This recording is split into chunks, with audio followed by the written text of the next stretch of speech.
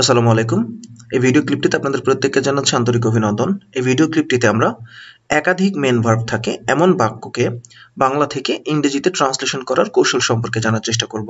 আমরা বিভিন্ন ভিডিও ক্লিপের মাধ্যমে ট্রান্সলেশন রিলেটেড অসংখ্য টিপস আপনাদের সামনে শেয়ার করছি এবং একটা জিনিস আমি প্রত্যেকটা ভিডিও ক্লিপের শুরুতেই বলে নিচ্ছি যে আমরা বাংলাদেশের অধিকাংশ মানুষ যারা বিশেষভাবে ইংরেজিতে একটু দুর্বল বা অনেক দুর্বল কিংবা অনেক সময় ইংরেজিতে ভালো যারা দক্ষ তারাও এই কাজটাই আমরা অনেকে করি। সেটা হচ্ছে যখন আমরা কোনো কিছু বলতে যাই বা ইংরেজিতে যখন কোনো কিছু লিখতে যাই তখন সেই ভাবনাগুলোকে আমরা বাংলায় আমাদের মনের মধ্যে ভেবে নেই বা আমাদের মাথার মধ্যে সেই ভাবনাগুলো ঘুরপাক খায় এবং সেগুলোকে আমরা ইংরেজিতে কনভার্ট করে ইনস্ট্যান্ট বলি অথবা ইনস্ট্যান্ট লিখি।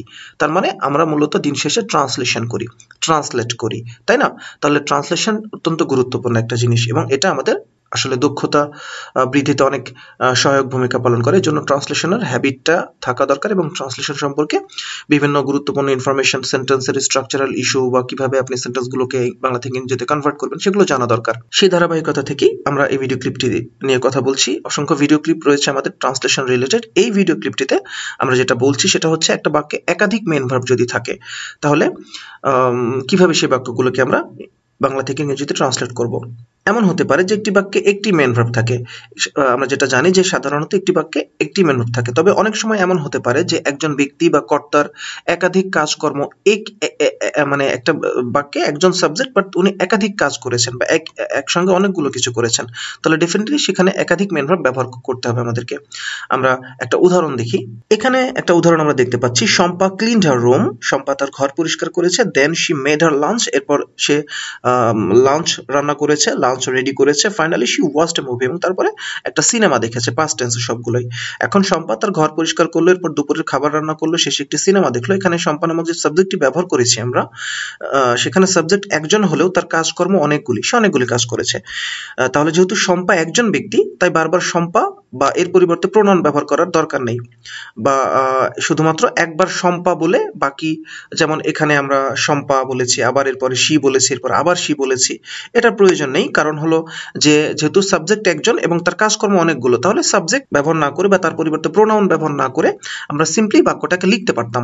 কিভাবে লিখতে পারতাম? আমরা এইভাবে লিখতে পারতাম, Shampa cleaned her room, made her lunch, watched a movie. আমরা এভাবে করতে পারতাম, শম্পা ক্লিনড হার রুম, শম্পা ঘর পরিষ্কার করলো, মেড হার লাঞ্চ, লাঞ্চ রান্না করলো, ফাইনালি ওয়াচড এ মুভি, এবং শেষে একটা মুভি দেখলো। এইভাবে, অর্থাৎ সেখানে বারবার আমরা সাবজেক্ট ব্যবহার করার প্রয়োজন আমাদের নেই, কারণ সেই একই সাবজেক্ট অনেকগুলো কাজ করছে। তাহলে শুধুমাত্র ভার্বগুলো, যে অনেকগুলো কাজ করছে, সেই অনেকগুলো কাজ করার জন্য যে ভার্বগুলো ব্যবহার করা দরকার সেই ভার্বগুলো ব্যবহার করে আমরা বাক্যটাকে প্রকাশ করতে পারবো।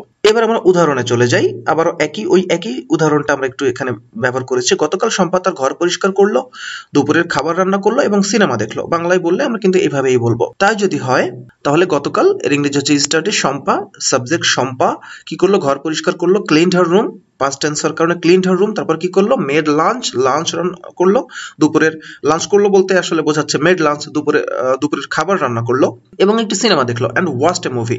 তাহলে বাক্যটা কিভাবে দাঁড়াচ্ছে? Yesterday Shampa cleaned her house, made lunch and watched a movie.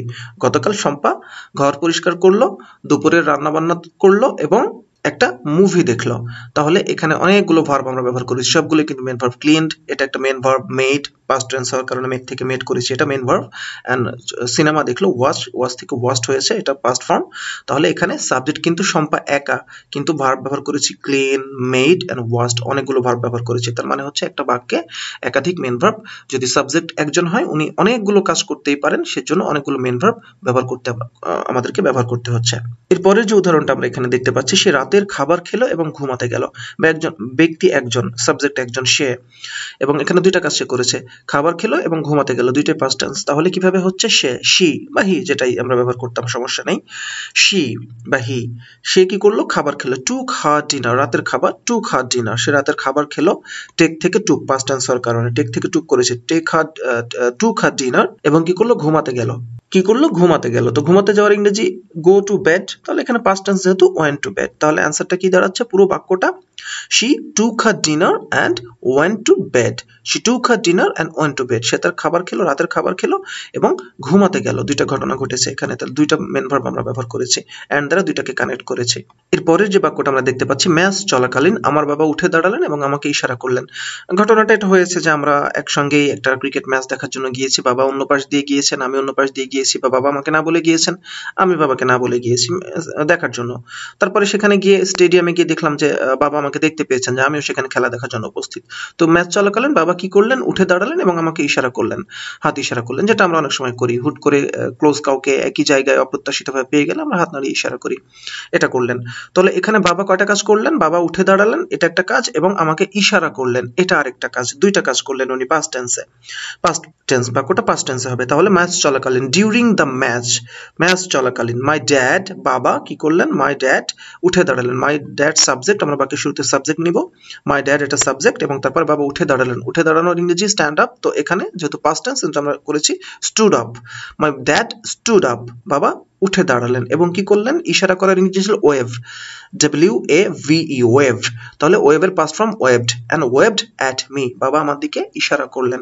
তাহলে বাবা উঠে দাঁড়ালেন, স্টুড আপ অ্যান্ড ওয়েভড, ইশারা করলেন আমার দিকে। During the match my dad stood up and waved at me, আমার দিকে ইশারা করলেন।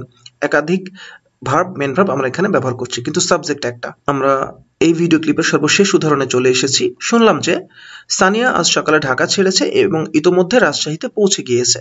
উনি ঢাকা ছেড়ে রাজশাহীর উদ্দেশ্যে গিয়েছেন। শুনলাম যে, আমি শুনেছি, আমি। তাহলে আই হ্যাভ হার্ড, আমি শুনলাম, আই হ্যাভ হার্ড আমি শুনলাম, এটা একটা ক্লজ, এবং এই পাশে আরেকটা ক্লজ আমরা নিয়েছি। যাই হোক, এগুলো ধীরে ধীরে জেনে যাবেন। একাধিক আমরা দেখা যাবে যে ট্রান্সলেশনের মধ্যে আপনারা এরকম পাবেন যে একসঙ্গে 4-5টা লাইনকে কিভাবে আমরা কানেক্ট করতে পারি, সেগুলো নিয়েও আমাদের কথা হবে ইনশাল্লাহ। ভিডিওগুলো দেখবেন এবং আমাদের সাথে থাকবেন।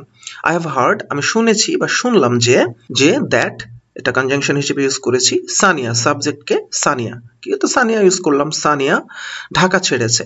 তাহলে এটা বা ঢাকা ছেড়ে দিল, এটা চাইলে আমরা পাস্ট ইনডেফিনিট বা প্রেজেন্ট পারফেক্টও করতে পারতাম, সমস্যা নেই, যেভাবে যে কোনো করা যায়। এখন প্রেজেন্ট পারফেক্ট আর পাস্ট ইনডেফিনিটের একটা ব্যাপার হচ্ছে, ছোট্ট করে বলি এখানে, সেটা হলো যে এটা ব্রিটিশ ইংলিশ আর আমেরিকান ইংলিশের একটা টেন্ডেন্সি হচ্ছে যে পাস্ট তাদের মধ্যে কেউ কেউ আছে, কিছু কিছু ঘটনা আছে যেটা হয়ে যায় অনেকে, সেটা পাস্ট ইনডেফিনিটে বলে। আবার কিছু কিছু ঘটনা আমাদের দেশের এভাবে টিচাররা বলে থাকেন যে একটু আগে শেষ হয়েছে, তার রেশ এখনো বিদ্যমান, সেটা প্রেজেন্ট পারফেক্ট টেন্সে হয়। তো আসলে যেটা হয়ে গেছে সেটা অনেকে পাস্ট ইনডেফিনিটে বলে, বা অনেকে এভাবে বলে যে কিছুক্ষণ আগে হয়েছে, সেটা হলো পাস্ট প্রেজেন্ট পারফেক্ট, আর যেটা অনেক আগে হয়ে গেছে সেটা পাস্ট ইনডেফিনিট বা পাস্ট পারফেক্ট, এরকম। যাই হোক, সেগুলো টেন্স নিয়ে আমরা পরে কথা বলবো, এখন না বুঝলেও চলবে। আপাতত এই আমরা ট্রান্সলেশনের দিকে মনোযোগ দেই। তো যেটা বলা হচ্ছে যে সানিয়া সাবজেক্টকে সানিয়া কি করেছে, ঢাকা ছেড়েছে, ঢাকা ছেড়ে দিল। তাহলে লেফট ঢাকা, কোন স্থান ত্যাগ করার ইংরেজি হলো লিভ। লিভ থেকে হয়েছে লেফট, লিভ থেকে হয়েছে LEAV, লিভ, লিভ থেকে হয়েছে লেফট, লেফট ঢাকা, ঢাকা ছেড়ে দিয়েছে। কখন ছেড়ে দিয়েছে, দিস মর্নিং, আজকে সকালে ছেড়ে দিয়েছে। এবং কি করেছে, অ্যান্ড, এবং ঢাকায় রাজশাহীতে পৌঁছে গিয়েছে, হ্যাজ অলরেডি অ্যারাইভড, অ্যারাইভ পৌঁছানোর ইংরেজি হলো অ্যারাইভ, এটা প্রেজেন্ট পারফেক্ট টেন্স হওয়ার কারণে হ্যাজ অলরেডি অ্যারাইভড, ইতোমধ্যে পৌঁছে গিয়েছে। কোথায়, ইন রাজশাহী, রাজশাহীতে পৌঁছে গিয়েছে। রাজশাহী একটা জেলা বা বিভাগ, এর জন্য তার আগে ইন বসেছে। জেলা বা বিভাগের আগে কি বসে, ইন বসে। এই সমস্ত ফান্ডামেন্টাল গ্রামাটিক্যাল ইস্যুগুলো আপনারা জানবেন ইনশাল্লাহ ধীরে ধীরে। তাহলে শুনলাম যে সানিয়া আজ সকালে ঢাকা ছেড়েছে এবং ইতোমধ্যে রাজশাহী পৌঁছে গেছে, এটার ইংরেজি হচ্ছে I have heard that Sania left Dhaka this morning and has already arrived in Rajshahi. তাহলে একটা সাবজেক্ট কিন্তু একাধিক কাজ সেই সাবজেক্টটি করছে, যখন এমন হচ্ছে তখন সেখানে আমরা একাধিক মেন ভার্ব ব্যবহার করছি। বন্ধুরা, আশা করি এই ভিডিও ক্লিপ থেকে উপকৃত হবেন এবং কিছু শিখতে পারবেন। অসংখ্য ধন্যবাদ।